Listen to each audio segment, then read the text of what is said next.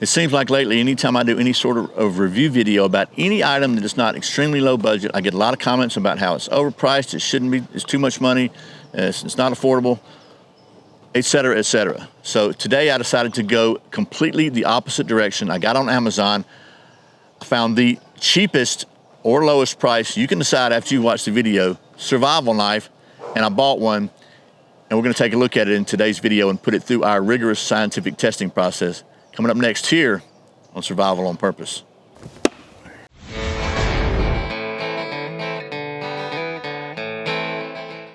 Welcome back to Survival on Purpose. My name is Brian. Thanks for joining me for another Sharp Saturday video where it's Saturday and we take a look at something sharp. And as I said, today that something sharp is the cheapest or lowest price survival knife that I could find on Amazon. And all I did, I got on Amazon, I searched for survival knife, I sorted them by lowest to highest, I picked the lowest one and I bought it. And we're gonna take a look at it. But first, a big thanks to the folks at American Hat Makers for sending me these hats that I've been checking out the last few weeks. This is the Angler. It is extremely lightweight, it floats, and it has a sun protection factor of 50. You can save 10% on your order at American Hat Makers by using the coupon code SOP10. Just go to survivalonpurpose.com/hat. Okay, here we are down at the old stump top. And you know that I don't usually do unboxing videos, but since the black elegant gift box was listed as a feature several times on the Amazon page, I thought we would start with that. So this is how this thing came.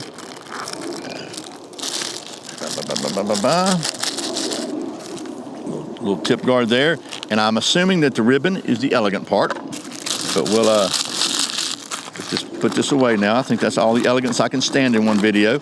So let's talk about the knife itself. It's a small knife, which I knew from reading the Amazon description, but this thing is $3.99. The overall length is 5.9 inches. It is a full tang knife. As you can see, has a 2.4-inch blade of 5CR13 MOV steel with a Rockwell hardness of 56. They're calling the edge geometry a compound bevel. I guess in the real world what that means is a hollow grind. And the handle is G10, and the weight on this thing is 3.2 ounces. Now, one thing I want to point out is in the text description on the Amazon page, which is kind of down, not at the very top, it says it comes with a high-quality leather sheath. That's not mentioned anywhere else on the page. It's not shown in any of the pictures at the top, and it did not come with any sort of sheath, which is the one thing that the negative comments seem to point out and complain about. So there you go. That's all the specs for this thing. Let me give you my initial impressions, and then we'll get to doing some of that rigorous scientific testing. So first of all, it actually seems to be reasonably well done as far as fit and finish and quality goes. The transition between the handle and the handles and the blade is not too bad. It's the tang is a little bit high. You can feel a little edge there. You can catch it with your nail right there on that.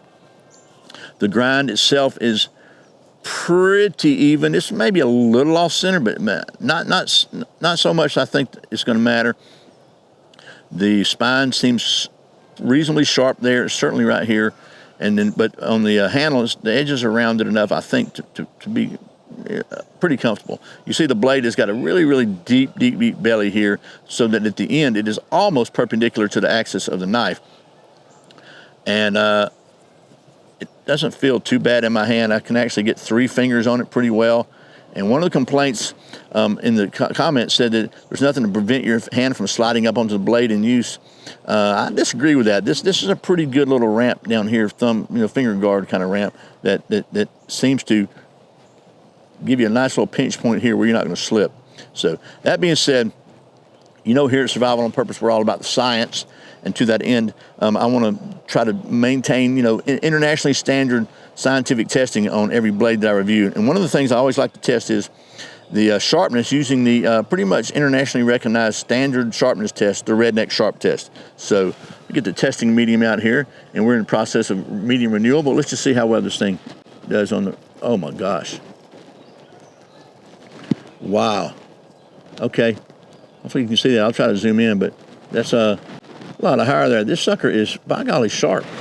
Like, out of the box, complete 100% A+ on the redneck sharpness test, which is pretty unusual for a knife this price. This $4 knife.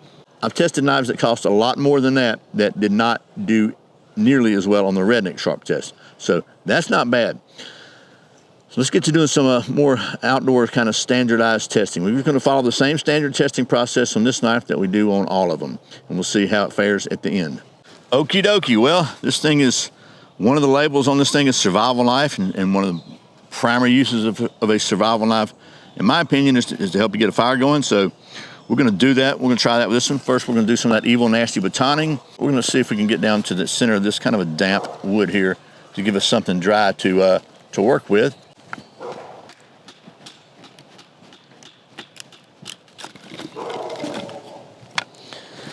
And the inside of this wood's kind of punky. I don't like that, but let's just see what we can do here. We can do it again.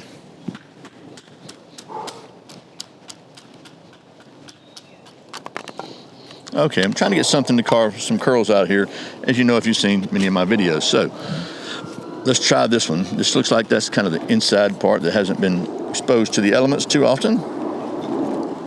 Let's see if we can get some curls out of this thing. How well it does that regular carving stuff.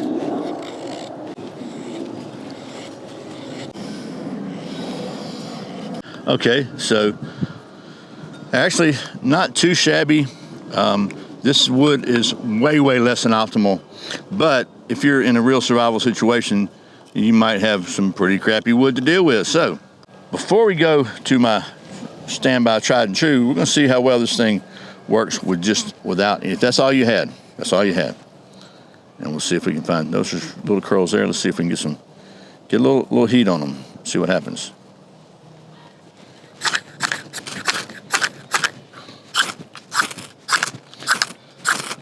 It's actually pretty good at scraping, it seems like.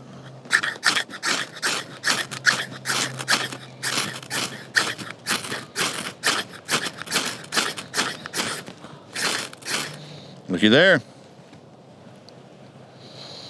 All right, well, I know somebody's going to say you're supposed to pull the ferro rod. Well, I get it, but that's not the way I do it. Doesn't work that well for me usually. So, but this actually got it going. Not bad, but any excuse to grab the fat wood is a good excuse, right? So let's see how well this thing will scrape some fat wood, because that's a pretty important thing to be able to do in my book. While this is burning on, we'll just do some scraping here.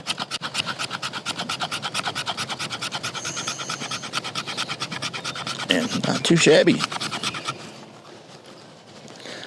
Let's put this over there. Let me show you. Just that little bit, just to show you why I love me some fat wood.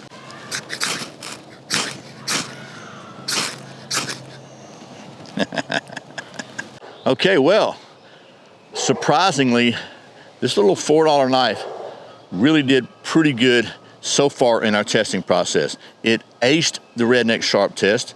It did fine batoning, correctly sized wood. It carved curls and carved stuff just fine. It even strikes a ferro rod and scrapes fat wood. I'm pretty impressed so far, but I think we can both agree that all that is good, but what's really important is how well a knife is balanced. And to that end, we maintain a state-of-the-art cutting-edge knife testing facility here at our worldwide headquarters.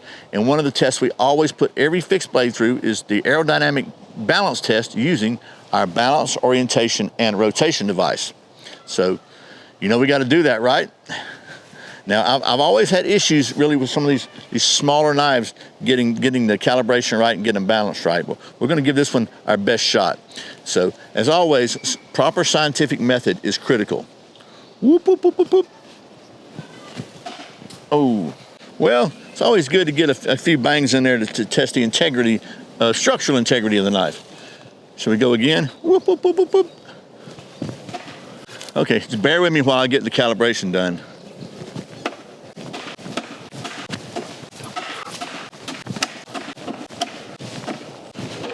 Okay, maybe I've got the calibration done now. Whoop, whoop, whoop, whoop,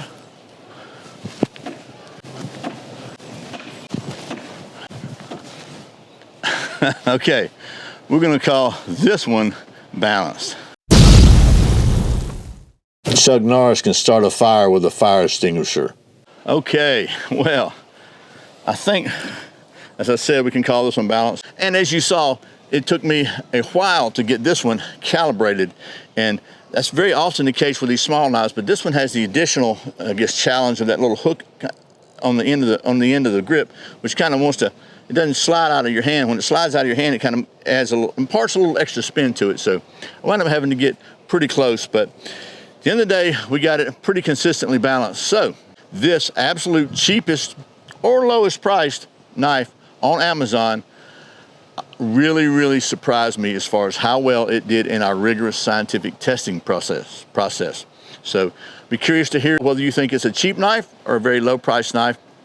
I hope this has been somewhat informative and at least reasonably entertaining. I really sincerely appreciate you watching Survival on Purpose. Remember, survival is not an accident, so be prepared. I'll see you next time.